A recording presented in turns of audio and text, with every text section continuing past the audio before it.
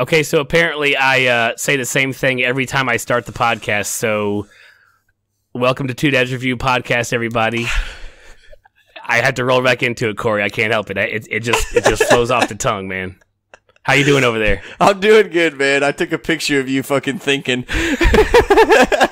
Well, you had plenty of time. There was definitely a nice pause there for my brain to work, and it just doesn't. So, welcome to the Two Dads Review Podcast.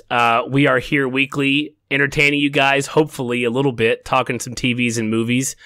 We've been talking some movies for the past few weeks while Star Trek Discovery has been on its holiday, winter hiatus, whatever you want to call it. But those days are behind us and over, and we are ready to start talking Star Trek Discovery Episode 10. My name is Clay. I am the host or co-host of this podcast. The other host or co-host on the other side of the mic is Corey. Say hey, everybody. What's up, everybody? And we are, I'm excited. I can't wait to talk about it. Can we just talk about Tilly the whole episode? You can talk about whatever you want, man. I mean, it's pretty much our podcast. It really is. I mean, they can just turn it off if they want to, but I could literally talk about Tilly's scenes this entire time, to the point where I was like tweeting at her from our account, like, please, just, we love you so much. You're like, all I want you to do is just respond once and I can die a happy man. Right. My life will be complete, and I will have seen the birth of my children. I will have married a beautiful woman, and I will got tweeted at by Tilly. So that would be fantastic. But that last one's still on the table. We'll see what happens. But before we jump into that, we'll go over our places you can find us. If you didn't find us at these places already, you can always look at twodadsreview.com. All of our links to all of our places you can listen to us is there. Apple Podcasts, Google Play Music, Stitcher, TuneIn, YouTube. It's all there. You can always get at us on Twitter, on Facebook, at Two Dads Review. Pretty much anywhere social media places are, you can get us there. So that is our locations. We want to thank all of our longtime listeners who keep showing up every week and listen to us ramble on about things that have nothing to do with what we're talking about that week. And the new listeners, just hang on, because that does sometimes happen. So that is the intro. I'm not wasting any more time. I am ready to roll through this. Corey is the resident.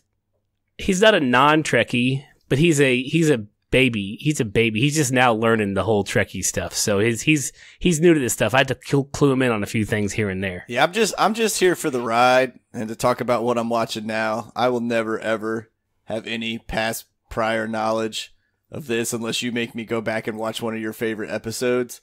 But it's too big, it's too complex, and my poor simple brain is just not ever going to be able to comprehend what's going on with it.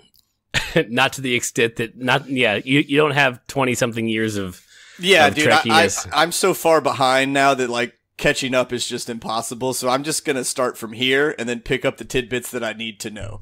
Right. I'll make sure that we've watched some episodes of old shows that you need to watch. There's definitely like a top 15 of all the shows or so that we could watch. I've made you watch at least one so far. We'll get there. It's a lot. It's a large undertaking that we don't have time for right now.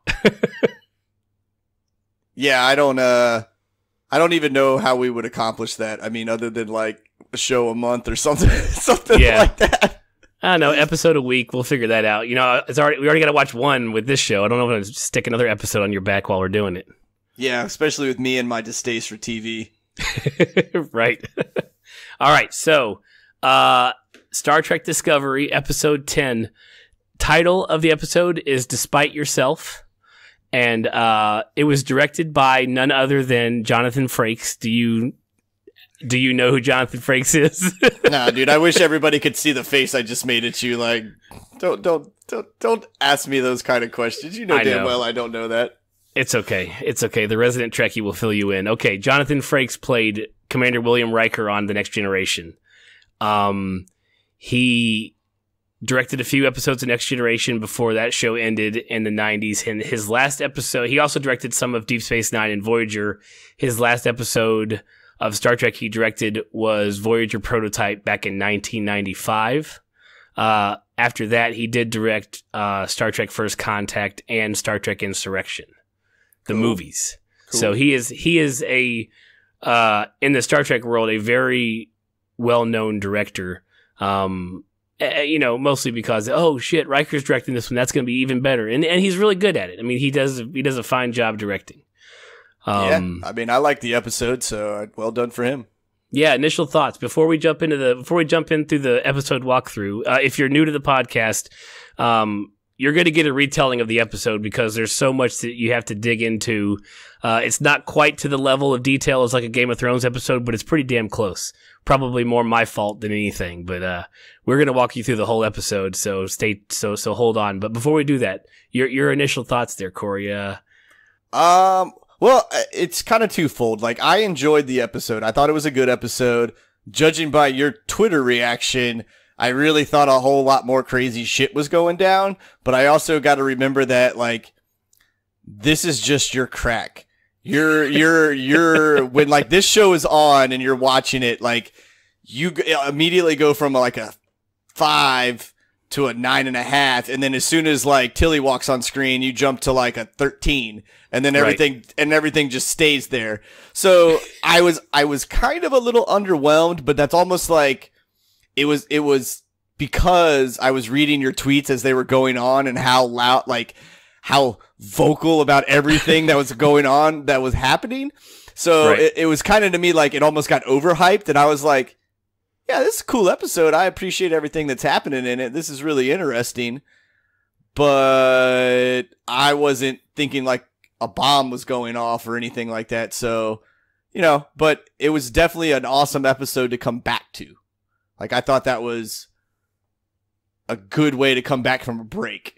Like there was plenty of holy shit moments in there. I think it was I would probably say it's probably one of the better episodes they've done.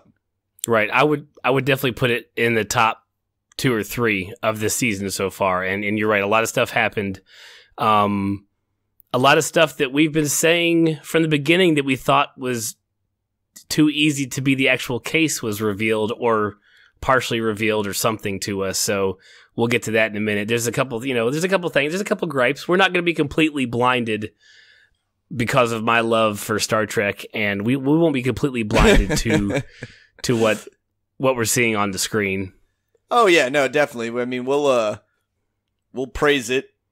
I'll probably be a little more negative about it than you will be, but I think that's just because I'm in the middle on it. Like I'm like, it's cool, it's interesting, I like it, but that was dumb. Well, which is what's great about our podcast. Yeah, because we do something way different than everybody else. Than the 4 billion other ones. You're watching it as you just started this show. This is the first season of a show you're watching. You have no preconceived notion. You have no expectations from the past. You have no childhood nostalgia to really drive your view of the show. No, because when I was growing up, man, like I thought Star Trek and Star Wars and all that stuff was the dumbest shit I've ever seen in my life. Like, I'm not gonna lie, dude. I was like, this is. I was a younger dude when I first saw it, so where that show was cracking, I was still peeling out of He-Man and things like that. Like I was always kind of. I didn't get nerdy until probably like my senior year of high school when I was like, I want to build a computer for video games. And then all of a sudden it was like, I went down this rabbit hole and I was like, oh my God, all these people that I was a total dick to, like, I actually like all this shit that they like. I really need to go apologize to everybody now. Like. Hey, that's, at some point everyone figures that out. At some point when you go down your nerd tunnel, whichever way it may be, because there are so many ways to go, you realize that, oh shit, this stuff's really fucking cool and I missed out on some stuff. Yeah, I did. Now I'm at the point though where it's like, I don't know if I could go back and watch the shows. I mean, outside of the ones that you want me to watch, like they're interesting, but it's almost like going back and playing a Nintendo game that wasn't, when I'm like, well, there's the HD version, like right here, like, yeah, I'm like, it's not up to snuff to my snooty standards anymore. Yeah, it's really hard to go back and watch 4x3 TV from the old. It's like, it was sad that was what was okay to us back in the day. Yeah, right. That's why I'm in glasses, you're in glasses, and everybody I know my age is in fucking glasses. They killed our eyes in the 90s. Thanks media. Okay, all right, enough delay. Let's jump into the show. We pick up right after episode 9 left off. We have jumped to who knows fucking where, and everyone is wondering what's going on. The sensors are, everything's a little bit off. Saru's like, we're according to the Galactic Center, like we're where we're supposed to be, but nothing else is where it's supposed to be. The first of the weird things happens. Tyler sets off Saru's fear tendrils, and he has that was a pretty nifty little scene because I saw him pop up and then he walked through, and I was like, well, that confirms what I think I've been thinking. Right, like that, right. Yeah. So that part gave it away. I feel like.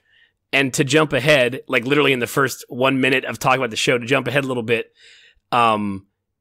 Tyler hasn't always set off his tendrils, so you're seeing something that was so hidden finally emerging in Tyler. You see it through Tyler, but now you see it by someone else who's meant to detect, to show fear. You know what I'm saying? So, because Tyler hasn't always set his tentacles off. Yeah, do you think that's just because they're in the mirror universe and like maybe whatever was going on there, is it masked as well? No, because I think it's only personally. I think it's only because of the internal struggle. The consciousness of Tyler is losing, so you have the other consciousness starting to make its way out a lot more, and I think Saru is picking up on it. Saru's physical makeup is picking up on it. Yeah, okay, yeah. His DNA is just registering it. So yeah, something is wrong. Yeah, okay, yeah. Gotcha. Okay. Which honestly, at some point in the show, he's gonna be his tentacles are gonna be so right. It's gonna be like every time they pop out, they're like, arrest that man. Like, yeah, seriously. Like, I mean, he's basically a fucking bloodhound, and I don't understand like why they dismiss him so much. Right. His things don't pop out like when a door opens or a loud noise happens. Like it's when something that is deathly something that could threaten his life appears. Yeah. Yeah, when something that is meant to kill him, Right. He definitely is. Yeah, he's definitely like I guess you don't know this reference, but he's like a weird version of Deanna Troi from Next Generation, where she was an empath and she could like read feelings and emotions from people. Yeah. And he's like, no, but he can only just read the people. He's like, that guy can kill us. That guy and that guy can kill us. Look at the back of my head. Yeah, seriously, like I would just have him walk in front of me everywhere he went. Like I would sit there and go, nah, dude, you go through that door first. How about that door? Like I would just follow behind him and just watch the back of his neck everywhere I went. Right, and if he's running, just keep up. Barely. Well, just try to keep up. Yeah, right? Not 80 miles an hour. Yeah. Or whatever it is they quoted. So soon after all this commotion is happening, a Vulcan ship arrives and its shields are up and weapons are armed, and they're like, where is there another ship that we don't detect where it's at? And the Vulcan ship fires on them. They're like, what is going on? Yeah, that part almost actually confused me there for a minute, and I was like, maybe it's just like some Klingons that got a hold of the Vulcan ship or something like that. But then, you come to find out there's an alliance going on. Right. So they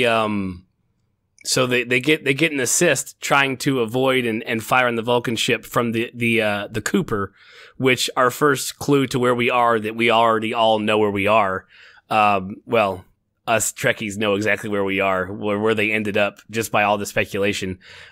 He's like, isn't the Cooper Lorca says, isn't the Cooper supposed to be undergoing a refit? So you already see like the same ships exist in both worlds. And so already things are kind of weird.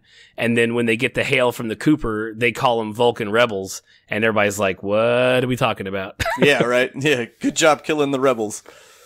So We also learn from the last episode, and they confirm it. They give us a shot down at of engineering, and Stamets is down like hard, like he is unresponsive. The spore drive is down. I like how Tilly has to say Stamets is down, and that means the spore drive is offline. Like, we're not putting his ass back in this thing. Yeah, right. Like just want to make sure you understand this. Like, he is physically broken. You are not putting him back in that machine to figure out where the hell we're going. Right. He's on the bench. He's not catching his breath. They wheeled his ass off on the carrier, and he's in the back of the locker room getting X-rays because he is really fucked up. Yeah. And then they start getting a little bit better idea because they do some scans and realize that everything in this world's quantum signature is different from theirs. So, everything in our universe vibrates at a certain frequency, and everything here is just a hair off. So they learn this. They're like, okay, we're in the universe, just not our universe. Yes. Yep. And then, so then you get Lorca briefing Burnham and Saru on the map that he was showing Stamets in the last episode. Like, we went through one of these places, and we're in a different parallel universe now. So everything's a little bit weird. Yeah, Stamos was like, just in case any viewers are curious, here's what's going on. I'm going to go ahead and just kind of lay it out. Right, we're going to spell it out for you one more time. Yep. So after Lorca briefs them, we jump to sick bay, and you have Stamets is in sick bay. Tilly, this is when Tilly is like, I know you're unconscious, but do you mind waking up and telling me if the moisture levels need to be like 85 or 86%? When she's talking to, and she's like, I heard if you talk to somebody who's in a coma, and you might remind him, my reminding for him is how annoying I am. Yeah, I like that. She was like, I just was basically trying to annoy him awake. Right. And then you get one of Stamets's waking moments where he says, to the palace or whatever, and he throws Culber across the room. Like, it wasn't just like a human push either. Like, he got a good oomph with that. Oh, that dude got chucked like 12 feet. Yeah, that was something unhuman, not human, throw strength type thing going on there. Yeah, something definitely interesting was happening there. Right, and to the palace, I think he said to the palace or something, that will come in play later on. He mentions the palace again later, which I'll bring up in a little bit. And then also Lorca comes in, Culber briefs him on the situation. I can never tell if Lorca's like being sincere, but he's trying to be like, I'm sorry, I did this. I pushed him to one more jump. And Culber's like, yeah, you fucking did. Yeah, basically. And then he's like, oh, what, you're what did he say? He's like, you're for the rules now or some shit like that. Suddenly you care about protocol. Yeah, is what he said. Yep, and he's like, zing. But yeah, with Lorca, I can't ever tell if he is being sincere in what he's saying to somebody, or if he's playing with his part, or what he thinks someone in that situation should be saying to console someone. I think it was genuine, man, but he's just a dude that's rough around the edges. Yeah. He's not gonna cry. He's not gonna, coddle you. But and even when he admits he's wrong, it's still like you're not admitting you're wrong, but that's the best you're gonna get out of it. Right. And he mentions the protocol part because this is where Lorca takes Culber off of Stamets' care. He said, you're too close to this. I'm gonna put somebody else in charge of his care. And, that's when Culber's like, oh, fuck. So. Yeah. He's like, I'll be taking care of the person in this bed over here, while definitely not looking in on my husband every time I get a chance. Well, what's funny, he's like the only goddamn doctor I've seen, so I'm like, who else are you going to get to fix him? Right, yeah, because there's definitely a lack of doctors, especially later on in the episode. There's a lack of fucking anybody in that med bay ever, like to witness or anything. Right, like where's like the on-call nurse or like the staff? Like, it's just him. Right, that's the only person I've seen. I think I saw one nurse treating him, like standing near Stamets one time in the later on in the episode. But that's the only thing I've ever seen. It's like, you gotta give me something else here. Like, there's definitely more things going on than just you hanging around. Yeah, well, hopefully they'll open that up a little bit.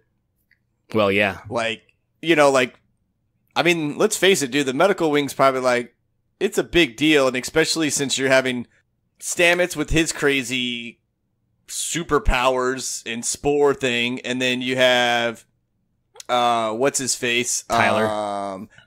Yeah, you got Tyler with his mental breakdown. Like, we're gonna need some more doctors on hand here. Like, you know, like at least give me a couple fake characters or something. Yeah, just somebody. Give me a red shirt doctor that can die from something. That'd be great. Don't kill out. Yeah, because we know the medical wing's gonna need to be blown up or something like that's gonna have to happen. So yeah, throw some red shirts in exactly. there. All right. So after the med bay scene, we jump to they are retrieving the data core from the Klingon vessel, whether it be the one they just exploded or one of the ones in the scrapyard that they pretty much jumped to. Like, there was all kinds of debris where they landed originally. And they have Tyler driving because he's fine. He literally just had a breakdown on the Klingon ship. Let's throw him in something else really, really important. So...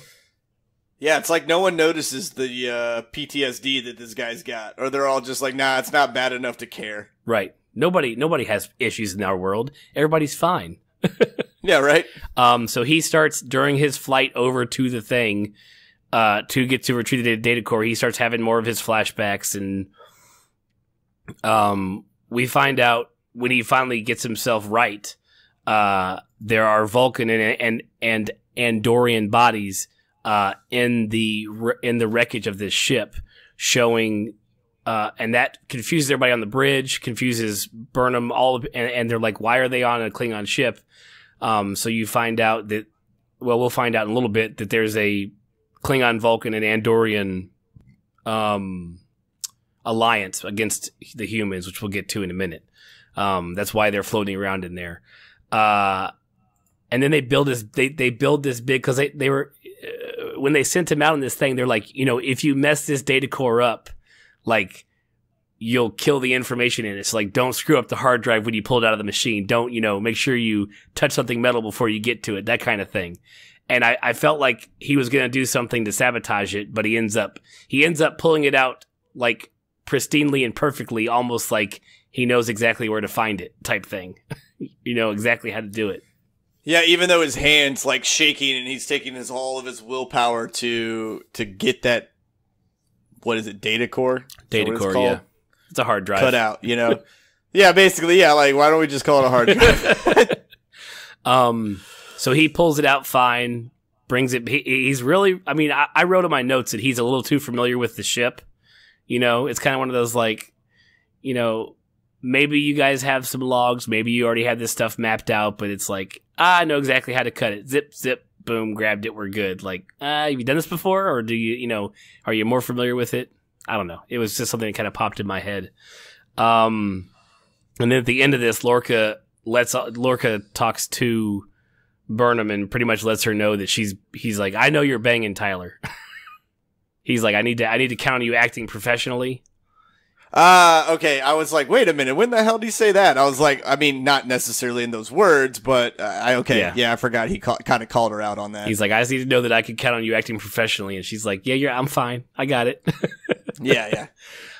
So as soon as Tyler gets back to the ship, he's still freaking out, and he runs to see L'Rell in the holding cell that she's in, which, you know, okay, so let's gripe a little bit. And we griped already about the medbay having literally nobody in it, especially later on in the episode. There's also not a single guard, person monitoring the inmates to make sure they're not, like, I don't know, unscrewing screws that don't exist, you know, or, you know, doing something inside their cell they shouldn't, trying to hang themselves, kill themselves. You know, there's nobody in this giant room, and this dude just walks in, talks to her every time he wants to, giving away giant amounts of information with no one there to listen. Yeah, dude, that was a little weird, man. And it's like, what is your security so legit in this system that you don't need somebody stationed out of there? Like, because I mean, he didn't even need to swipe a card. He just pushed a fucking button. Right. Like, there was no this is like zippy security in the holding cells. Right, and literally every holding area we've ever seen in past Star Treks, like, there's been one random extra in a uniform standing off in front of a panel somewhere. like who's like the guy on duty for that area that day. Like, how do you not have somebody there? You know what I mean? And if you don't have somebody there, how do you not have cameras to catch this shit? Like, they're literally talking. I mean, if you just had a 20th century CCTV footage, you would literally see him being activated by her, which is what we speculated a few episodes back when we were talking about it. I was like, he could be. It's kind of a combo. We find out in this episode that it's kind of a combo of what we've thought going through so far. Kind of a combination of what Tyler is. He's kind of both. Yeah, he's hard. He's hard to describe. Yeah, we speculated that he is physically Voke. We've also speculated that he is a sleeper agent who's been programmed and will be. We actually said he'd be woke by some phrase like purple strawberries or some shit, and it's literally what happens this episode. Yeah, I wish it had been purple strawberries personally, but I'm just saying, you know. So he yells at her. Tyler yells at her. He's like, "What did you do to me?" And she's like, "You know what we did? We did it together." And then she's like, "So many things, such appetites." I was like, "Jesus, girl, like, come on." Yeah, dude. If she's not using sexual references and innuendos, like just blatantly laid on top of it, like it's like, damn, man, like get it. And then but then Tyler, goes to choke her, and she goes all like, "Oh, hey, what's up?" And like, he almost kisses her, and then he backs away, and well, he backs away because she says, "Who do we serve?" And she starts to prayer. She starts to pray on prayer, and that, like, I mean, and at that point, I was like, well, I was right about the sleeper cell part. Like, he's definitely something is going to be activated by code words, and she does the Klingon, who do we serve, K-less, how do we find him, all that. I didn't write the whole thing down. I did it episodes ago, but she cranks the prayer up, and he answers back, but it doesn't quite work. Like, she says, the prayer should have made you remember something's wrong, and he's like, "What have you done to me?" And she's, "You have another name, just say it." And then he ran away like a small child that didn't get their candy. Like, it was the most, I'm crying and ran, like, all I could think of was like, dude, he just jumped on his pillow somewhere and started crying. He like ran to his room and jumped on his pillow and was just bawling his eyes out. That's why he was always late in this damn episode. Yeah, right. He just spends the time crying. Well, we find him at luckily he locks her back in the cell before he does his teenage storm out. Yeah, he had enough common sense to do that. And he also he still hasn't said Voke. So we know something is under something, she says, "You have another name, just say it." He still hasn't said Voke. So we all could be looking right and they may go left on us, and it could be some other Klingon completely different or something else. But I'm 98% sure that we're just waiting for him to say he's Voke. And I have a theory. In fact, I didn't mention this at the beginning of the episode, but we're going to bring up, if they don't come out during the show, I have a nice speculation/theory section of the podcast I want to do at the very end, to address some ideas that we may have for the future. But I don't want to get bogged down in that during the recap of the episode. So stay tuned to the end of the episode for that. So after his teenage storm out, he goes right to, or he's at the mess hall, and he's like, crying over his coffee or chocolate milk or whatever it is he decided to get at the mess hall, and whatever his comfort drink right, it's just melted chocolate ice cream. Burnham comes in, and she says, "Isik for your thoughts," and he's like, "What the fuck is an Isik?" And she's like, "I don't know. It's an old Vulcan saying. No one knows where it comes from." Which, to take us out of the moment for a second, I like when the writers kind of throw little things like that, because so it's literally a penny for your thoughts. It's just the Vulcan, term, the Vulcan saying for it.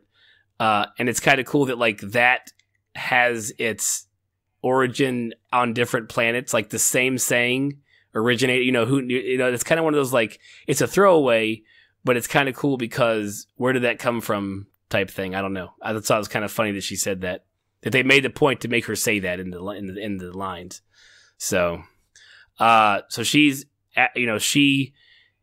he explains about his flashbacks to her that he's having, and he's asking her. He's like, you got to keep this quiet. You can't tell people this stuff. You know, I can handle it myself. He's doing the I can take care of myself.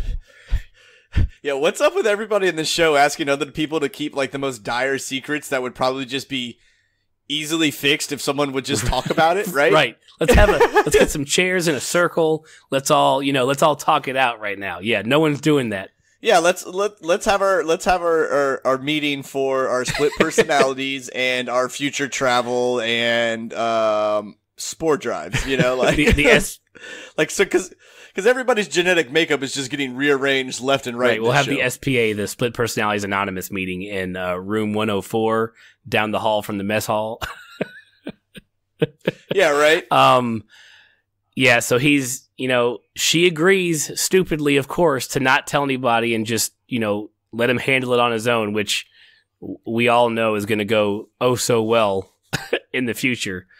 So the next scene is pretty much for all of us, actually for all of you, Corey, mostly, who don't know the whole like Terran Empire thing. So they have the data core. The data core is Klingon, but the internal of it is like Vulcan. So they're already like, why is this alien tech in this you know, Klingon tech? And they go through the data core. Like, we get to learn about the Terran Empire. We learn that it's ruled by a faceless emperor. We learn that, let's see, what is next? That the Terran Empire rejects everything that's other. So it's only humans. There's no alliances with other alien cultures. It's only human. And yeah, that sounds like some dick move we'd fucking pull. Right. And so I did a little bit of background research because because as a Trekkie, I know there are plenty of Mirror Universe episodes, you know, throughout the original series, Next Generation, Enterprise, DS9. I'm not sure if there is a mirror one. No, there's a mirror one for Voyager, but it didn't deal with any of this stuff, I don't think. It may have. But when First Contact happened, you first see the Prime Universe First Contact in the movie Star Trek First Contact when Zefram Cochrane meets the Vulcans that land after the first successful warp trial on Earth. They land. You know, to where Zefram and his like followers are, because he was kind of like a cult figure almost on Earth at that time, and everybody thought it was kind of crazy because of his warp technology and all that crap. But the Vulcans come down, they debark their shuttle they landed on, and you know, greet Zefram with the Vulcan salute, and he greets him back. Well, actually, he tries to do the salute, but it doesn't work, so he just shakes the Vulcan's hand. That's up in the Prime Universe. There's an episode of Enterprise where they get to see the same scene in the Mirror Universe, and instead of giving the Vulcan salute, he just pulls out a shotgun and blows the Vulcan away. So that's how the Terran Empire started, with not wanting any sort of, you know, any alien things. So this forced the Vulcans to retract. They had the Andorian alliance with the Klingons and everything, and they're all against the Terrans. So people from Earth. So I just feel like if we did something like that, like just speaking in all reality here for a moment, that we would get annihilated. Like, I mean, it's 3 different races versus 1. Right. You're just gonna lose. Well, they stormed the Vulcan ship and like took all their tech and then like built a whole bunch of shit off of it, is what they alluded to. So yeah, I don't know. Yeah, you would think that one planet would get destroyed by 3 different planets who already have warp travel and have traveled other places and colonized other areas. Yeah, I see where you're coming. Yeah, that's just giving humans just way too much credit. Well, you would not do very well in the Terran Empire then, Corey. No, I wouldn't do it. I wouldn't do well in any all exclusive anything. Right. Like no, you're not cool. I mean, plus I got type 1 diabetes, man. I'm gonna die. Like if any kind of weird shit like that went down, like I'm one of the first ones to go. Like, you're out. Sorry. Yeah. You know, space invasion, robbing CVS. Right. We also find out that the wreckage around the ship where they ended up when they jumped was the other Discovery from the mirror universe was there blowing a bunch of stuff up. There was a battle there, and so they actually literally switched places with the ship. Like, so there's now the mirror universe Discovery is in the Prime universe, and they switched places. So they didn't just like jump. There's another ship in the Prime universe now that's the Discovery.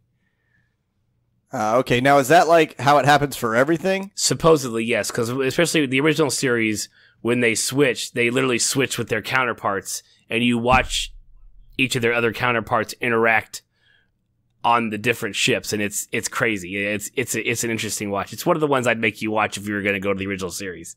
Well, then I think that kills one of your theories. Then okay, well, tell me when I'm wrong when we get there. Oh, but yeah, maybe, but maybe not. Not if one of them's dead. It doesn't have to switch with people, but we know that this is what happened here on this one because it doesn't always switch. I'm not wrong. I am wrong, but sometimes you switch places. Because if it's a 1-for-1 swap, then that theory that you had coming up with Vogue is just shot out the water.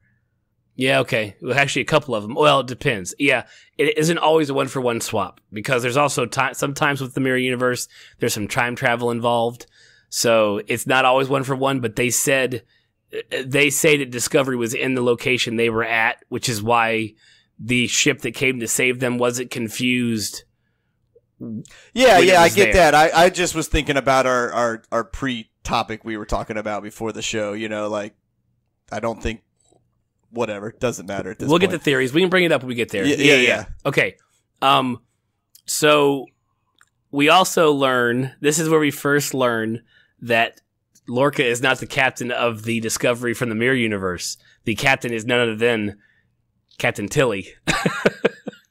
Yep, that's right. And they pull her up. And she's a badass in this Mirror Universe, like meaner and shit too. Yeah, and in fact, they're on the bridge when they learn about Captain Tilly. This is when the Cooper is hailing them and wondering why they're still hanging around. They haven't moved yet. The ship is still in the same spot. They just did the salvage. You know, they haven't moved to Discovery yet. And, you know, Lorca's about to get on when the Cooper hails them and Burnham's like, no, belay that. Like, Captain, you can't talk. Like, you're not the captain of the Discovery. And then we get Captain Tilly. They pull up her image, and like she's got the long blonde, like the dyed blonde hair. Dude, her haircut was cool as shit. She looks awesome. Because they had that like side cut, man. Did you see it when they showed her from the side, that like wicked angle in her hair, man? Like she looked cool. Yeah, well, she looks badass. Cool. And so they're like, you know, they're like, you have to take this hail, and she's like losing her mind. And this is where the actress that plays Tilly, like her comedic timing is so perfect for things like this. You know, when hold your horses. when the hail comes in, she's like, what the heck? What the hell? Like, hold your horses. Yeah. And then with like, you know, she's like, we're having mechanical issues, and then something else, she's like, we're having mechanical issues. Here's my chief engineer. And then Lorca, did you appreciate Lorca's Scottish accent? I actually did. I was like, dude, that's pretty spot on. I was like, so either you just think all chief engineers are Scottish, or you jumped, or actually what's even cooler is like, because of the time frame, he's actually could know of or know personally Montgomery Scott. And like that's just the first thing that popped into his head because he's already has a British accent as the captain. Like, or no, he doesn't have a British accent. No, he does that weird kind of Americanish accent. But he just like breaks right into Scottish accent and just gives him the whole. I mean, the pretty good Scotty impersonation. Oh yeah, dude, and like I actually chuckled at it. I was like, hey, even I know what that's from. I know that pop culture reference. Yep. You know, and then so they convinced them enough. But after Lorca's like, you can get out of my chair now, he's like, we have to change. If we're going to live in this universe, we have to look the part. And we need to be fully prepared. And then you have the great, like, changeover montage where they're changing out all the emblems, they're changing all the view screens, they're getting the new uniforms that look pretty fucking cool. Yeah, how did they get the new uniforms? Like, where the hell did those come from? Did you remember back like episode 3 or something where you saw and they just it's just like they just generate it. They just generate it just like they do every other uniform. Oh yeah, that's right. Yeah, okay. It's fine. The magic box that folds uniforms, that makes uniforms out of nothing. It's a giant 3D printer, man. That's what it is. It's a futuristic 3D printer. It's what it is. So while we're dressing Tilly in her badass captain's outfit, Burnham's going over her nicknames that she's known as in this universe. And so you've got the Slayer of Sorna Prime, the Witch of Werner Minor, and then she's like, as Saru comes in, she's like, and Captain, and he's like, Captain Killy. It's like, that's not even very clever. Yeah, that was, sorry, man. In Guardians of the Galaxy 2, he's like, wait a minute, your name's Taserface? It was on par with that, dude. Right? So they have now completed the complete conversion to the ISS Discovery. So they are not the USS Discovery anymore. They are now, at least play the part of the Mirror Universe Discovery. We also find out shortly that Burnham was or is the captain of the Shinzu, and she's presumed dead, and Lorca is a fugitive wanted for her murder. He asks, which is really, he doesn't show a lot of convincing sincerity, not as an actor, but like the character of Lorca just doesn't do sincere very well. But he makes a point to ask, or they tell him that, he asked, I think, if he had the Baran in this, and he's like, is the Baran here? And he said, yes, you had it, but the Lorca of this universe attempted to coup against the Emperor, and when you were presumed, or when you were, when it failed, the Emperor destroyed your ship and its crew, as retaliation. So that kind of sucked, but he was, it's fun to see him continue to ask about the Baran, his old ship that he, what supposedly hurt his eyes and, he had to destroy. Yeah, you can definitely tell that it just wears on him, even in the times that they're in. Like, it's always in his head. Right, yeah. It never leaves him. It's never far from his memory, right? And then we are to so here's one of the ones that I'm going to say it and then we'll talk about it later. While he's having the conversation about the Baran with Burnham, he says, well, there's me hoping I'd find a better version of myself over here. And then like that line in and of itself could be a throwaway if they didn't do this dramatic pause on Burnham's face and like she cocks an eyebrow and like you can tell that she read him saying that differently than just him saying it in general, knowing that, you're never going to find a better. We already know that everybody on this universe is a lot worse than we are. So that statement in and of itself is contradictory to where they are. Does that make sense? Yeah, sort of. I'm with you. You're not going to find a better version of yourself over here unless something else is the situation, which is where my theory comes into play later on. We'll talk about. So let's see. Where are we now? Oh, my notes are so long. I have to write so much whenever I do this. I don't want to miss any of the good stuff, man. There's so much going on. These writers are so intense, and there's so much throwaway dialogue in old Star Trek episodes that never led to anything. But I have a feeling not a single word here is written that's not on purpose. Yeah, dude, this is like this show's on par, like you were saying, with Game of Thrones, where every conversation, every scene, every look, glance, all ties into something. Like, he looked that way, and you go, oh my god, that's why that happened. No wonder. Oh, gotcha, okay. So, yeah, you're right. Like, I think this show has definitely gone the extra mile to make the minor details. And even, like you said, like, the throwaway Vulcan line, like, hey, no, we're going into the details to even give some shout outs. Like, right. don't take anything for granted on what is going on with this show. Like, everything we're doing to you, man, you better be thinking, because our wheels and gears are in motion. Right. Like, hang on. Listen to everything we say. Yeah. And there's actually, I mean, everything. And you have to call back to old episodes to remember what people were saying, or it will give you a clue as to, oh, well, this person said this 5 episodes ago, and now it makes a lot more sense now that I know all this information. And at the very end of their conversation, they have like I have it written, they have a Destiny conversation where she's like, he's talking about Destiny Destiny put us together in both worlds, and he's just like, Destiny didn't get me out of prison, you did. Yeah. So he's focused in on her. She's completely aware of it. We know she is, forever and ever. So it's just, stuff is going to come. How long do you think we're going to spend in this universe? Do you think we're going to spend the rest of the season in this universe? Probably. I kind of hope we do.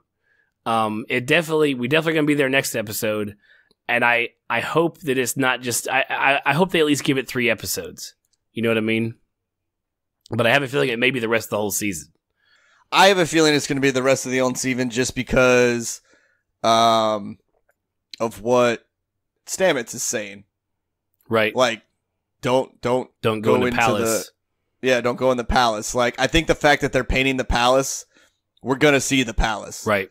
But I don't think you can get to the palace as quickly as in 3 episodes. Like, there's so many other hoops you got to jump through. Right. And there's only, I mean, we're only talking 6 episodes, counting this one, left in the season. There's only 15. So I won't have a problem if we stay here the rest of the season. It'll be fun. I mean, I can see them jumping back to the Prime universe, like, during the 15th episode, and then, like, handling some stuff in the Prime universe, the fallout from whatever they did over here.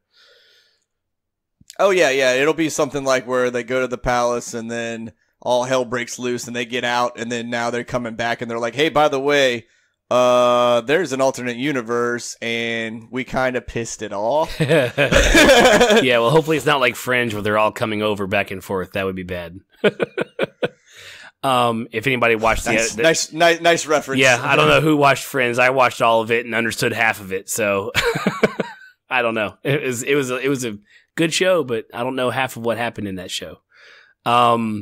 So we also have there's a lot of explaining in this episode because there's a lot of stuff to cover, but they're at another briefing where they're talking about that they weren't the first ship to go over to the Mirror Universe, that it's documented that the USS Defiant went over to the Mirror Universe. It's a convenient name. It is, isn't it? Yeah, and it's we see the Defiant in an episode of Enterprise.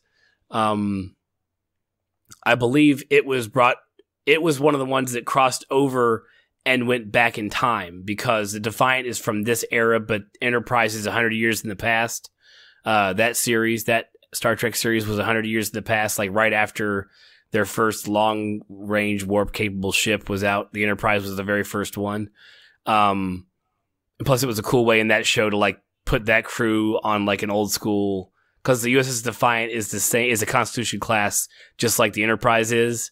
So you got to see it in the... Anyways, I digress. The Defiant didn't... And so the big point about it is that the Defiant didn't come over via spore drive. They came over in a different way, which I believe is the Tholian's Tholian web episode. When the Enterprise does it, it all kind of does this.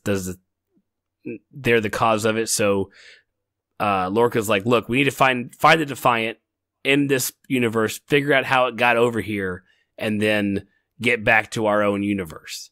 And to do that, we all got to take our spots.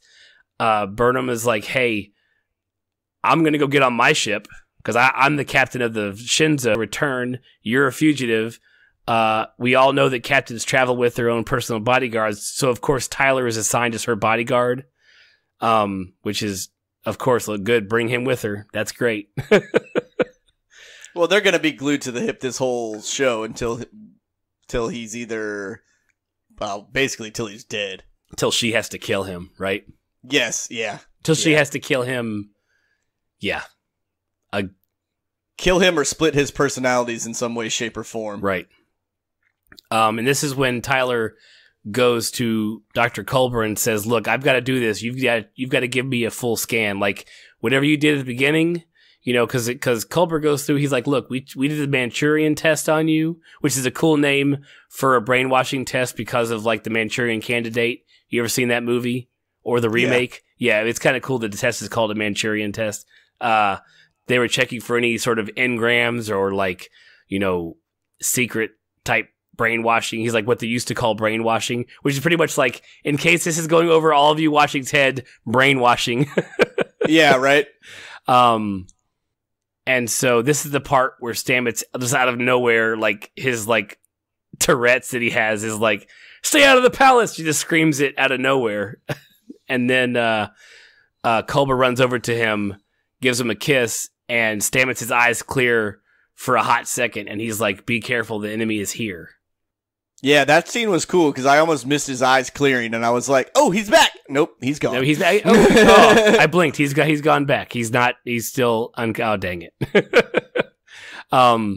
Yeah. So the enemy is here. So he could be talking about a lot of things, but Tyler is in the room. So I mean, if you're gonna take it at face value, yeah, the enemy's here. It's right here in this room. Yeah, and I don't think anybody's gonna pick up on that on the ship. They're just thinking he's crazy. Right, he's just or he's broken in some way, shape, or form. Exactly. Then we see Tilly in her new getup, her new outfit, her new captain's. She's got the new Terran Empire outfit on. She is nervous. She's like, my mom would approve because she said a long time ago her mother hates her red hair. So the fact that she's got it dyed now, her mother would enjoy. I think the best part, you and I have a good time talking about her comedy. But she says something during this scene when she's real nervous. And she says, I'm a twisted version of everything I aspire to be. And she's like, yeah. I'm going to have nightmares about myself now. And, we know that she's a cadet. We know that her dreams are to be a captain. She believes, she lives in her minor unicorn fairy tale world that she can do whatever she puts her mind to, which is great. And she now gets to live that, but also it's now a dirtied version of that. And it's really going to affect her, I think, in the long run. I don't know if it'll affect her. I think it'll actually toughen her up a little bit. Well, she does need some toughening. Yes. Yeah, I think she'll see this, and I think she'll understand that, to get where she wants to get, it's not all going to be rainbows and sunshine. Correct. And she's going to have to make some tough calls. And this is good practice for her. Agreed. And she is still learning and still knows to learn from Burnham, because Burnham is one of the greatest members of Starfleet who have ever lived currently. Whether or not she mutinied, she knows, and we've said this way back in episode like 3 or 4, where Tilly doesn't care that she's has a life sentence for mutiny. She knows that until that one act, Burnham was the best Starfleet officer anyone had ever seen. Yeah. And so she knows that she's got a good, I don't want to say example, but she's got a good person that she can feed off of and understand and pick up tricks of the trade and stuff like that. Right. And during this scene, Burnham gives her her pep talk. That's like college football championship halftime locker room type pep talk that she gave. Because it was like, she was saying, the Terrans live in fear. Their strength is a painted rust. She said, fortify yourself with our faith in you. That's what a real captain does. And I was like, yeah, I'd be ready to fight fucking anybody at the end of that shit. Like, let's go.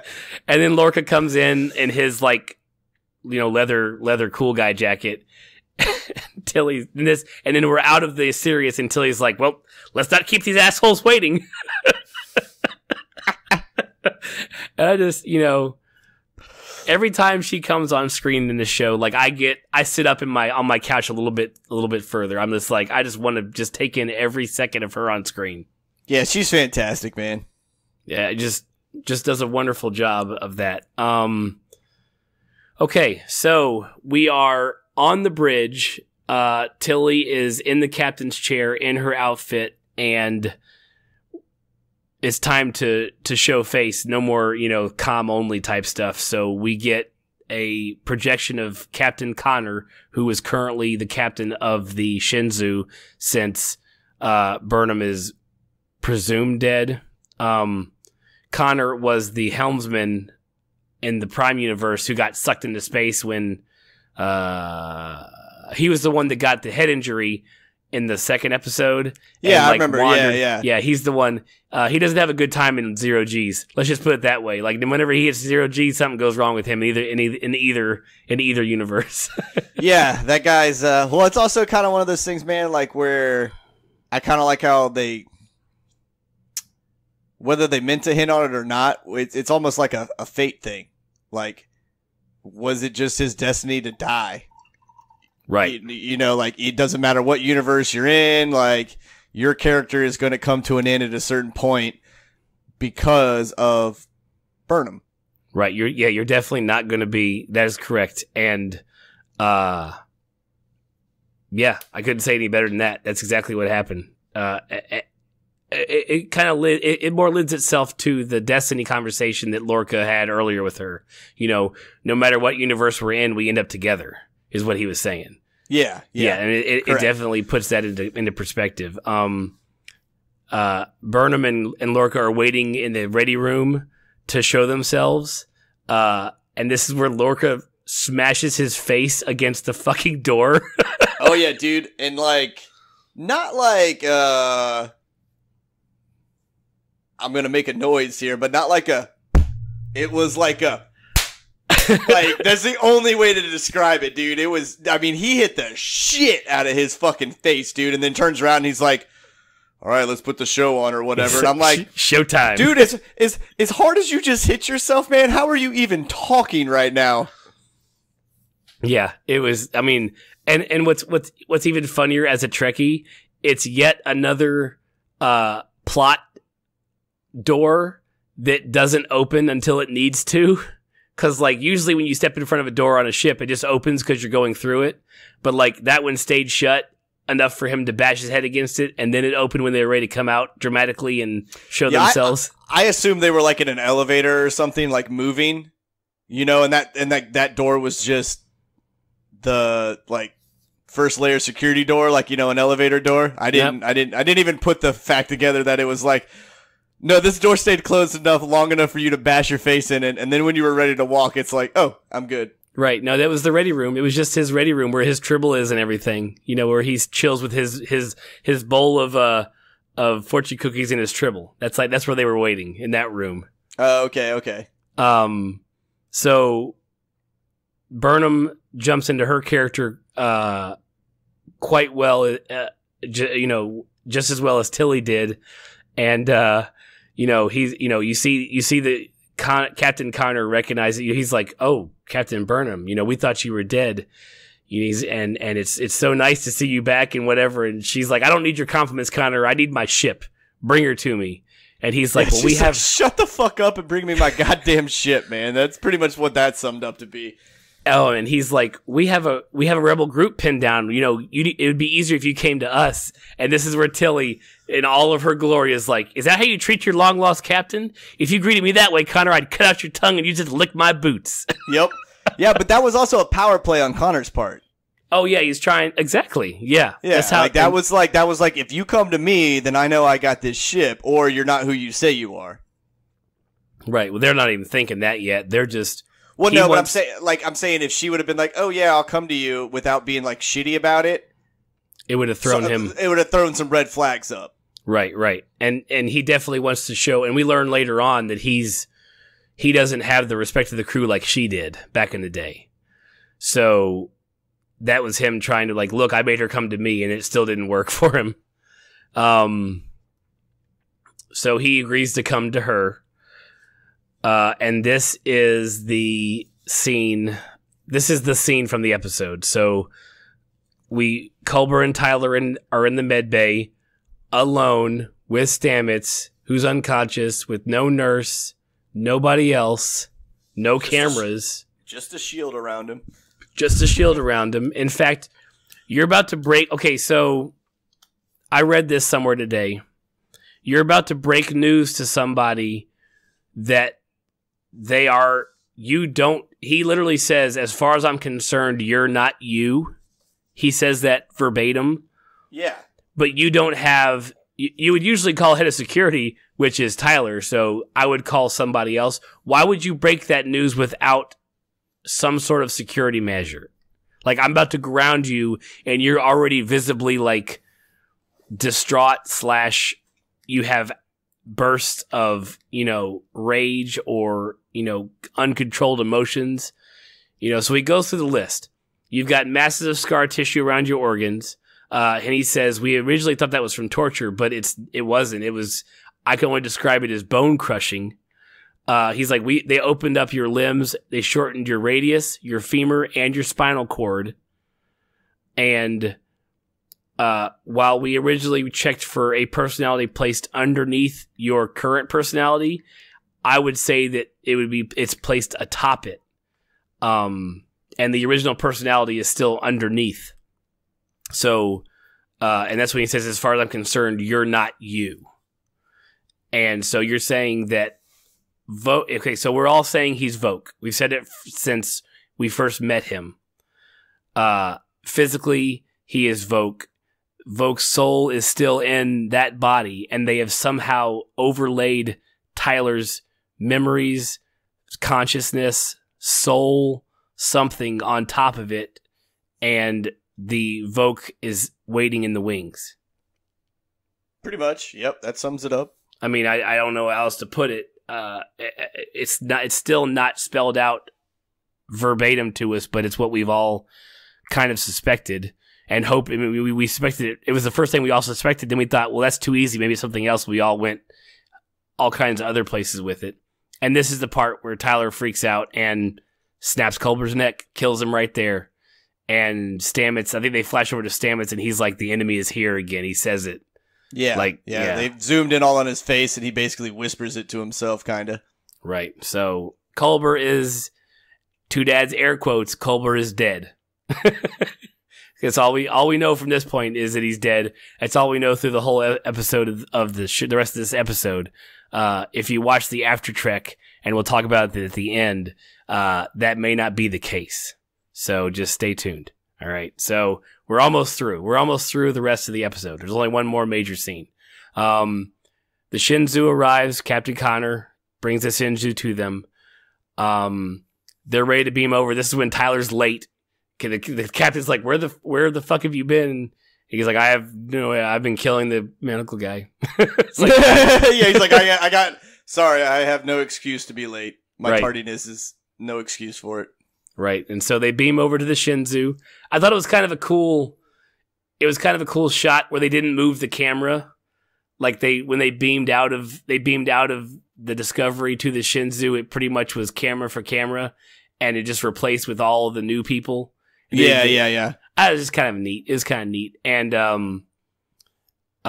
they do the whole Nazi salute thing pretty much, like, hail to the Empire or whatever the shit they say. And this is something cool that I actually had to look it up when he said it, and I had to rewind it and write it down again. So Connor says the first thing he says when they transport over, probably why the transporter room looks exactly the same as the Discovery, is that he says they replaced the lateral vector transport systems. He's like, I made some upgrades. We replaced the lateral vector transport systems. And if you remember way back to like episode 1 or 2, when Burnham first arrives on the Shinzu with Sarek, the first thing she does is bitch to Captain Giorgio that the lateral vector transport systems are a big energy drain. They should be replaced. Do you remember that way back when? Like when they were first talking? It was like, nope, not at all. it was one of the times where Giorgio was like, she's an old ship, but she gets us where we need to go or whatever. But okay, yeah. Okay, now I remember. Yeah, I don't remember the whole conversation, but I remember that line. That's what she was talking about, was those transport. I just thought it was funny that they brought that back. I don't know if it's because like the Shinzu transporter set was not together for this episode, or had been repurposed or whatever. But you know, that may have been the case. Like they just built one transporter set. They did it for the Shinzu, then changed it up for the Discovery, and they were like, "Oh shit, we don't have a Shinzu one again. Let's just say they replaced it." I don't know. I thought it was kind of funny. That was just a little Easter egg thing that I noticed when he was talking. Yeah, no, that's a cool throwback. I mean, I like how the show does stuff like that, right? I mean, I totally missed it, didn't fucking keep up with it, but people like you would like are like, yeah, man, like give me that kind of stuff, man. Like they're little Easter eggs for where they go over my head, but for guys like you who keep up with the show, or when they reference, you know, even previous things in the 90s and any other show, you know, like it's right.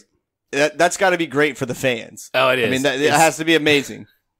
And half the crap is because I take these crazy detailed notes for the podcast, so that doesn't help. That doesn't hurt my recollection either. Well, that's true. Yeah. What did you say? You had 4 pages of notes? Yeah, we're on page 3. we only mildly go to page 4 at the very end. We're almost done. Burnham takes Lorca to the brig personally. You know, she has all kinds of excuses as to why she needs to, but it's really so no one fucking kills him before she gets to where they need to go. That prison looks a little different from the one on the other ship. Hey, do you know what that prison's got? Guards. Someone standing in the fucking room to make sure nobody gets out or does something or lets somebody out. Yeah, no shit, right? Yeah, so she was making sure that like, you don't fucking kill this guy till I get a chance to kill him. But she's really like, holy shit, this guy could die at any fucking second. So I gotta make sure everybody's scared as fuck before I let him out of my sight. So they install him into his torture chamber, and Connor escorts her to the bridge personally, and they get into a nice little conversation into the turbo lift, and then Connor tries unsuccessfully to kill her and take the ship. Or that was a good fight scene for being in a like 4x4 room. You know, right? Like I like when she like pushed off the wall and then kicked out the the gravity or whatever the hell it was, man, and dropped his ass. Like that was dude, it was such a good fight scene. Very good. I was watching After Trek. They had the actor who played Connor on the show, and he was talking about that fight scene. And apparently, during the fight scene, during one of the things where they were like, they had the camera in the turbo lift, and they were filming like slow motion shot. Some part where she blocks him and kicks his knee. Mm-hmm. She missed and kicked him square in the balls. Oh, and like, God. He says, I hope they have the shot, because the slow motion literally went from like her being in mad face to being like, oh my God, I'm so sorry. I was like, that's the kind of blooper stuff I want to see, you know, at the end when this thing comes out on Blu-ray. Yeah, like shows like this, man, like, well, first of all, every movie, every TV show that comes out on Blu-ray has to have one DVD or Blu-ray or HD DVD or Betamax dedicated to bloopers. Like, I know. If it doesn't, it's just selling itself short. Yeah. Speaking of at last week's podcast, I was so into Pitch Perfect last week. I went back on YouTube and looked at all the blooper reels on YouTube. Had a good laugh. Nice. Just sorry. Throwback to last week's episode. But yeah, okay. So she exits the turbo lift, like Connor's body like falls out the door. I was a little bit like, this is stupid. Like the slow clap. Like, are you kidding me? I just kind of was like, oh, come on, man. Well, I mean, I just think like, I don't know, like what else are you going to do in that situation? Like go, yay. You know, like, I mean, like they were pumped that their captain's back and their captain's still the badass that she's supposed to be. And apparently they didn't really care for Connor. Yeah, no one did apparently. Yeah, that's what he was saying in the turbo lift for the fight was like, they never quite bowed deep enough like they did for you and this, that, and the other. So whatever. Connor's dead. she's sad. She collects herself for the turbo lift open, which is nice, but you could tell she was really tore up for having to kill him. When in the turbo lift, you could see her face, but when she walked out, man, it was like, this is mine. I own this shit. All you motherfuckers better be ready to do what I tell you to do. Right. So she takes her seat. She looks pretty good on the bridge. It looks pretty good in the captain's chair of the Shinzu. I do say so myself. She takes her chair, and I thought that's where the episode was going to end. Like, it was a great ending. They had this great sweeping shot, like, out of the bridge, like, to the whole Shinzu, and it took off. You know, it warped away from the Discovery. But there was a little bit more. She goes to her room. She takes off her armor. You know, she just kind of decompressing from the fight. Yeah, ready to chill the fuck out for the day. Right, and then Creepy McCreeperson is in her room, like, and he's like, I know your security code is the same one as on Discovery, but I know all the other codes. I know all the other codes too. I'm head of security. I was like, you did not cover that up quite near as much as you should have, bro. So, he's like, hey, how you doing? He's like, stalk much, motherfucker? You know, and he tells her, you know, I'm here to protect you no matter what. And he is just, I wrote here, dude is a mess. That's what I wrote. And that's what he is. Like, he's just, does not know which way is up right now. Oh, no, not at all, dude. He is, dude is a mess is the only way to sum that up, man. Like, you can't, that guy is so wrecked. He is so torn apart. He's one, like, piece of bad news away from just, like, dying on the spot because his brain can't handle it. Like, he'll have an aneurysm. Right, exactly. And he's one major event from ripping the seams of whatever's holding what's inside him together. Just letting out whatever's inside, Voke or whatever. You know, and he's just so close to it. And when that happens, it's going to be scary. Like, it's going to be scary. And it's going to be awesome to see. And then we round out the last shot we get is Lorca in the torture chamber. And that dude's got balls. Like, that dude's got large balls to be like, yeah, I'll do this. I got this. And he's like, right? Like, that guy was just like, hey, by the way, nothing phases me. You know, like, can you imagine knowing, like, that's what's going to happen to you? Like, dude, I got a piece of something stuck under my fingernail the other day, fucking barely. And I was like, oh my God, that hurts so bad. Like, can you imagine just going and, like, knowing that you're just about to be fucking tortured? Like, his nuts are just dragging on the floor. They're just giant balls of fucking steel. It's gotta be hard to walk. It was a sore back. Yeah, seriously. So that ends episode 10 of Star Trek Discovery. A lot of information, a lot of, I wouldn't say doors that were closed are suddenly open, but I would definitely say that they have shined a lot of light on certain things, but they have not yet said everything verbatim. Tyler is Voke, you know, Culper is dead, complete, you know, all that stuff. It's all kind of like left in the air because you haven't seen the next scene or whatever. So, I look forward to all the episodes, but this is a well-written show. Whether or not you think it's Star Trek, I don't care. This is a well-written show, and it's written, like we've said earlier this episode, this is almost up to par with the Game of Thrones episode where there's not one thing filmed, said, not said, emotion, facial twitch that is not on purpose. Yeah, no, definitely. Everything in this show is detail-oriented and is directing you or a character or your thoughts to help you piece it together, but I also think they throw in misdirection in there too to make your brain go, ooh, I wonder what about this and that. You know, like, they keep you interested. Like, you and I, like, before the podcast, sat there and talked about just different parts of it for a little bit, and it was like, I wonder if it was this. Or I wonder if it was that. Like, a show that makes you keep thinking about it afterwards, where you go, okay, I know it's going down this path, but I got probably about 4 different doors to choose from. Like, which one are we going to hit? Like, that is super awesome. Like, Right. that is super cool. That's what makes a really, really good show. Agreed. I completely agree. As a Star Trek fan, as a fan of just television and good writing, I completely agree with you. That being said, let's move on to a short segment that's going to be some theories going on. So this is a few things for all the listeners who hung on this long, that just kind of things to think about, you know, kind of ideas that of where we're at, what we think is going to happen, and just some things to kind of put, you know, in your brain space until next week and the following episodes when they hopefully show us some of this stuff.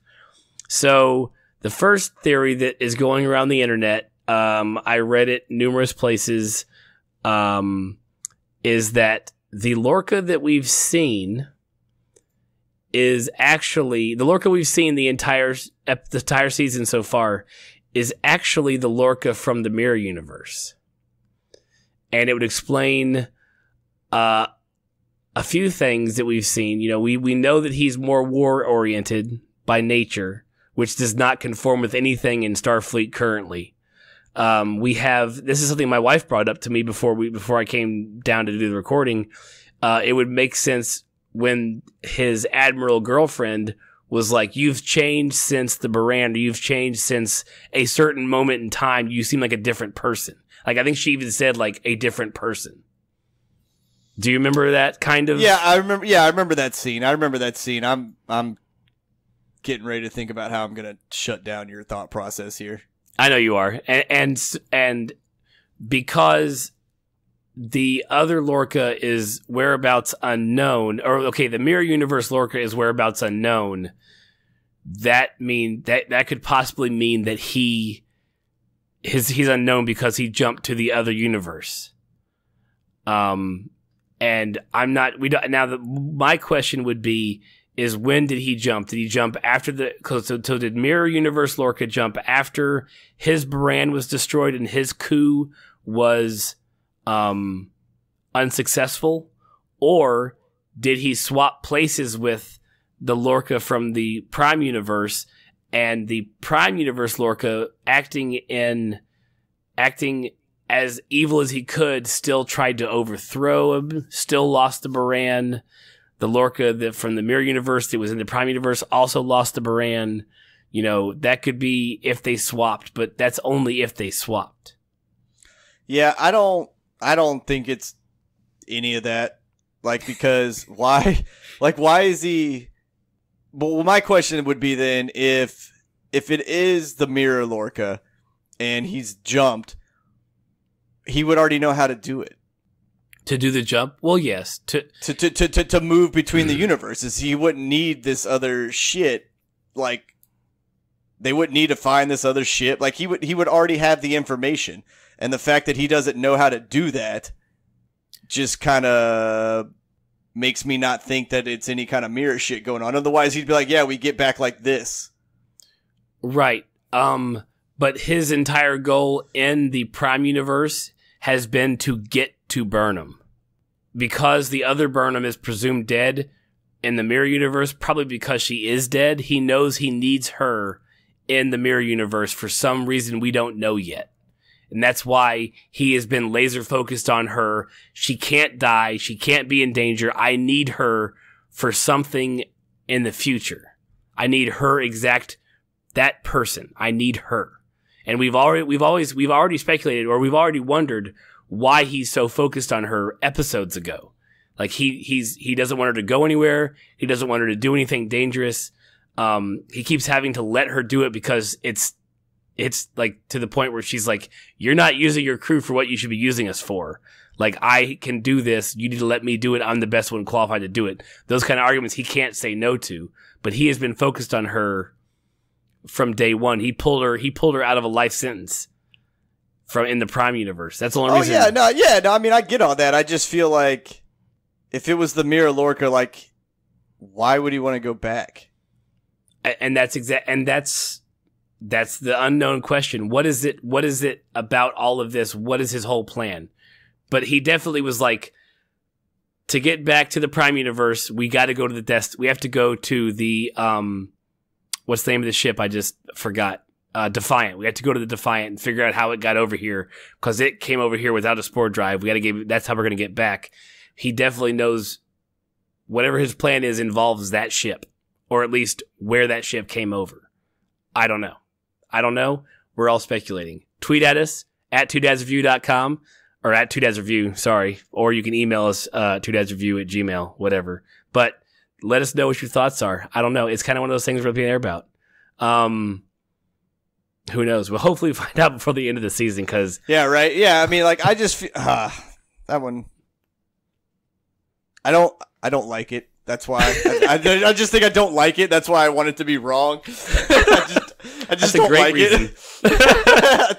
Simple as that, man. I don't like that. I don't like that story. Like, because to me, it would just make Lorca like... It would make him make more sense, and that's no fun. Yeah, because I like his character the way he is. Like, I like his character a little downtrodden, a little beat up, a little, like... Against the status quo. Yeah, you know, and if it was that, it's like, well, all right, I guess. You know, like, it just seems too convenient. I do agree. I do. But then again, Tyler Bean Vogue also seemed really convenient too, and we're pretty much been told that's what it is. So, you know, step your game up, writers. You're doing a great job, but pick it up a little bit more. We need some. You need to like make sure you take a right turn or something. Okay, so my second theory, which I don't like and you don't like either, but only because she adapted to it so quickly, and I'm not saying she would have, but does anybody see Burnham seeing the appeal of this universe only because she knows she's going back to a life sentence, and she is the captain of the Shinzu. She's where she wanted to be. You know, she's literally living kind of like Tilly. She's living the where she wanted to be, just not the way she wanted to be living it, you know. But she sat in that chair and she looked real comfortable. Like, man, I know exactly where I'm at and I could do this. Does anybody see Burnham even pondering staying in this universe? Nah, man, it's against her chemical makeup. Like, you could see it in her eyes. She didn't want to kill Connor. Like, she wouldn't be able to keep up with the vigilantism that goes on in this place, you know, eye for an eye, you know, the strongest survive. Yeah, right. Exactly. I mean, well, okay, let me rephrase that. She could do it because she's Burnham. Would she want to do it? No, I don't think she would want to do that. Agreed. I think the only way she would stay there to assume that role is if it meant saving the crew.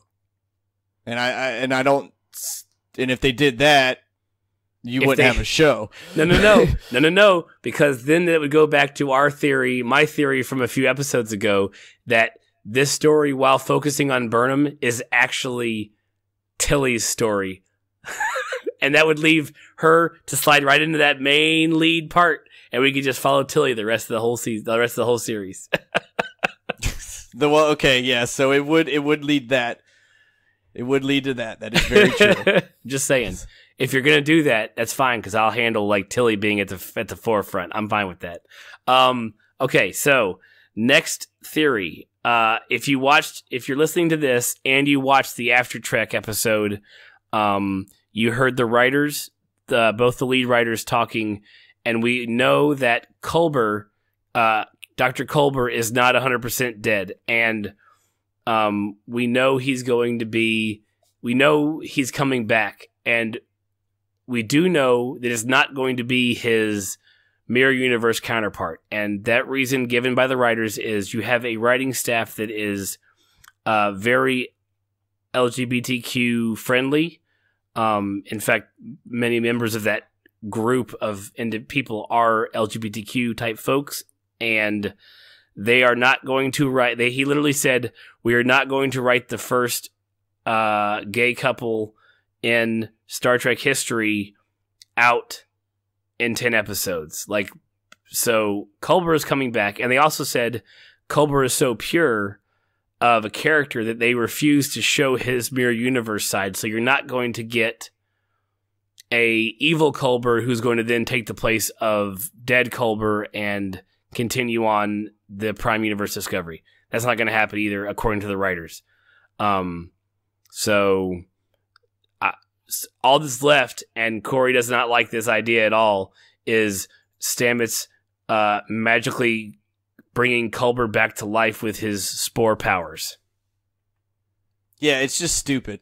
Yeah, I mean, it's just like okay, man. That, like I told you, man, that dude's neck was broke and spun flat out around. Like, if you're gonna bring a guy back, then it better be something cooler than like. I don't know, man. Like, there are just certain ways you die and you stay dead. Like a double tap to the head, a broken neck, like dismemberment. You know, like I don't understand how or why they would do it. But I also don't understand why they just killed him right there either. Like, I thought that was really dumb too. Right. It was a very, like we said, there should be somebody else there. There should be other precautions taken when you're about to ground somebody who's already shown signs of problems. Yeah, and I mean, and the only thing I can think of is because we know the spore drive basically rearranges you on the inside, is somehow now we have two people. Well, because Stamets, like they said, that he's not changing. Yeah, he's changing. So unless he knows that, like, within his cloudy eyes now, some way to put just enough in there to rebuild him, you know. But even then, you've been without oxygen for 5. You're fucking brain dead. You right. know, like I don't know. I hate everything about it. It's so dumb. It's so stupid. Like, they shouldn't have killed him in the first place. And the fact that they did kill him, don't fucking bring him back. Yeah, I mean, I'm with you. They could have had Tyler, like, gorilla smash his face. Like, you know, it could have been gravely wounded but not dead.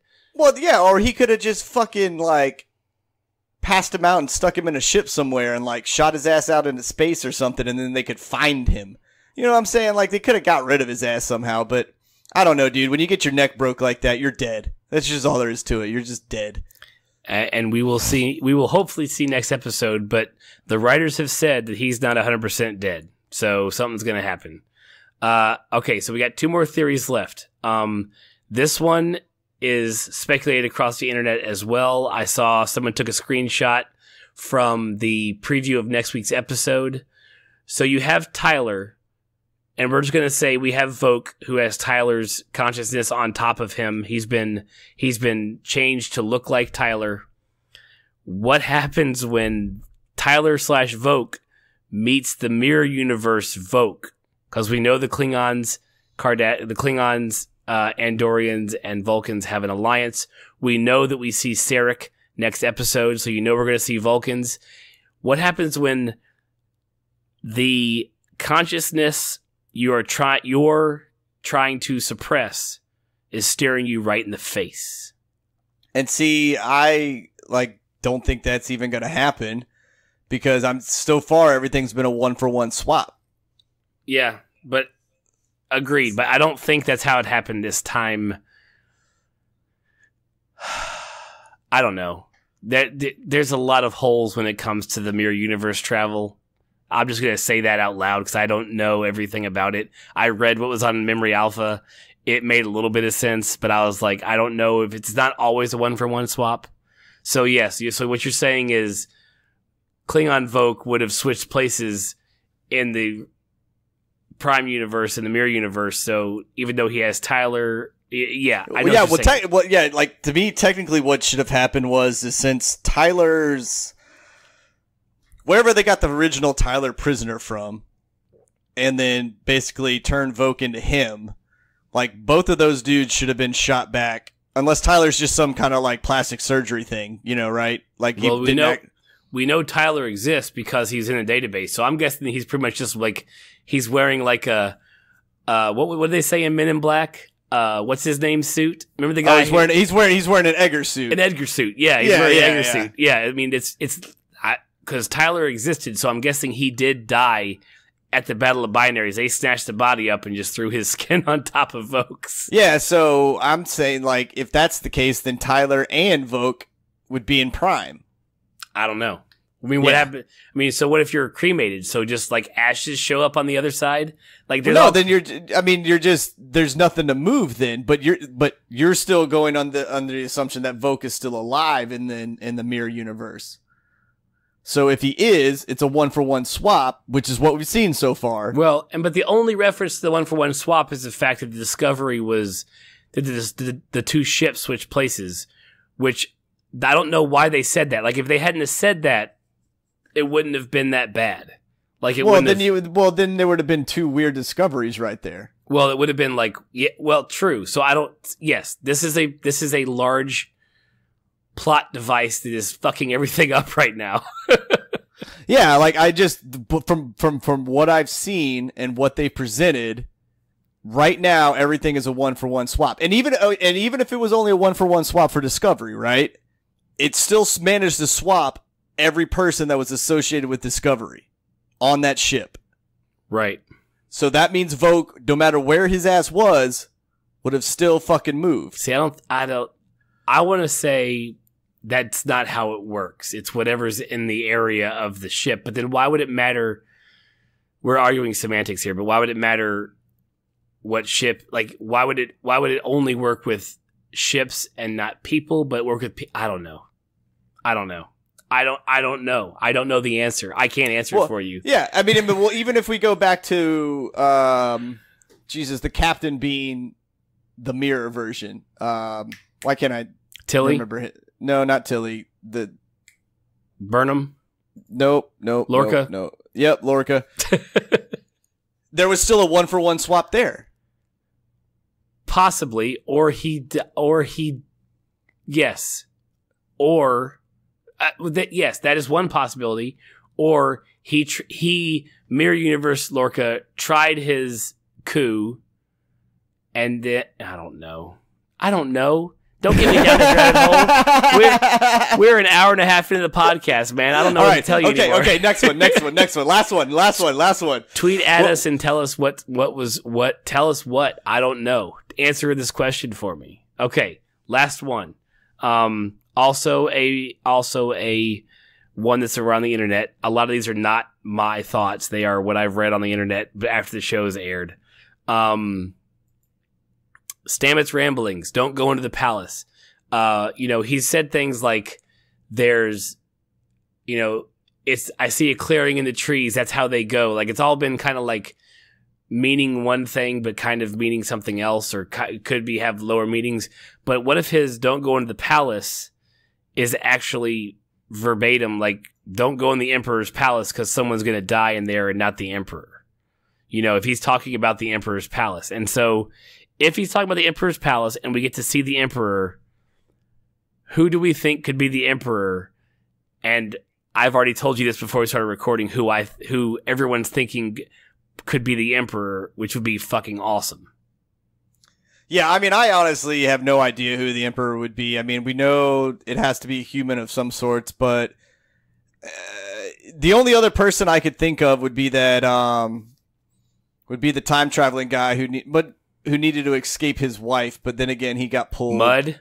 Yeah. Like, someone made a joke about that. Cause Mud's just a crafty motherfucker, man. Like, I could see him working his way up to that shit. You were absolutely, and to be honest, I saw that joke today and was like, that's not a horrible idea. Like, that could be happening, and Rainn Wilson is fantastic, and I would love to see him as the Emperor of the Terran Empire. Like, that would be the greatest show, that would be the greatest episode ever. Like, him getting to be the royalty that he always acts like he is. Yeah, no, yeah, and being that, and plus he has a thing against Lorca, and like that's his way to get back at him. Very true. If he could get that Lorca, he's going to get the other Lorca in the other universe, in the other. Yeah, because remember he said I've killed you like a million different ways, and it starts to get boring, blah blah blah blah. But like that vendetta, I feel like just stretches across all universes. Right. At no point are they buddies anywhere. Agreed. Yeah, and so that's one, and I don't hate that idea. The other idea, And this is what's going around the internet right now is that it's Giorgio. So the captain of the Shinzu that died in episode 2, that she which in all honesty to me it makes more sense because like I said, just because she was on all the posters at the beginning, man, you can't have her in for like 2 episodes and then not use her again. Like, yeah. That would be great. She was definitely, when you look at the 9 squares of, chaotic good, lawful good, neutral good, she was lawful good to the nth degree. But she definitely had the drive and intelligence to, if that was turned to a evil side, that she would be a perfect fit for the Emperor. So that would be cool. I'd love to see her. I would love to see the actress again, playing a different role or a different type of herself. But that could be a possibility as well. Just a theory. Yeah, no, that one, I like that one. That's probably out of all your theories you've had tonight, like that's the one that I think would be the coolest. Right. And they make it a point in this episode to talk. They never like pull up. They call the person a faceless emperor.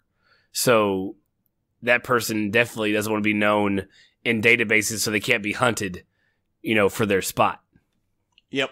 So that's I'm out of theories. That's what I got. They this episode, it was a welcoming episode when it comes to, like, we've been off for 6 or 7 weeks or whatever it was. I wasn't let down with the episode. I thought it was a great episode. It didn't and did answer some questions. Maybe. Really? I mean, we didn't ever got like complete answers to anything yet, right? No, I don't think so. Yeah, I don't think so either. He never said Voke. We never had L'Rell saying you're Voke. We said all we know is that he's been modified from what he was. We know that he's brainwashed in some fashion. So yeah. I mean, it was great. I mean, I don't complain about this show a lot. I felt we nitpicked some good stuff. There's some things it's like, I hope our nitpicking turns out to be just, they'll tell us down the road and it'll be way better. But there's a few plot holes where I'm like, you need to explain this a little bit more because it's not making a lot of sense. So mostly the swapping portion. Mostly the swapping technique. I just want to know the rules of the swapping. And once I know the rules of the swapping, then I could fucking figure out the shit. Right. If you hadn't said you swapped places with it, we'd be fine. But you said you did. So now we got to wonder, wait a second. So, all right. Well, any final thoughts, or are we pretty much talked out? Yeah, I think we summed it up and rambled on long enough. Yeah, anybody who's hung on this long, bravo. This is what happens when we do these things. I can't help but talk about theories and ideas and where people are going with stuff. So, as always, twodadsreview.com gets you to all of our stuff, gets you all of our social media, all of our places we stream from. Hit us up, follow us on Twitter, and follow us anywhere you want to. And we will catch you guys next week for episode 11 of Discovery, and hopefully we'll get some more answers. We know we're going to be in the Mirror Universe, so it can't be bad. No, definitely not. It's going to be fun, and it's going to be awesome, and hopefully they'll shine the light on a few more things that we are both, actually intrigued by. Agreed. And we're going to try to get a third person on for a few of these Star Trek episodes. My buddy Luke, who is a old friend from high school days, who is a fellow Trekkie as well as I am. I need to get the guy a good mic. He had some of these ideas as well, the theories, so they weren't all from me or the internet. So I got to give him a shout out for some of the ideas that we're shooting out now, and hopefully we can get him on and get some of his Star Trek knowledge on here. So you may have another stepdad show up here one of these episodes.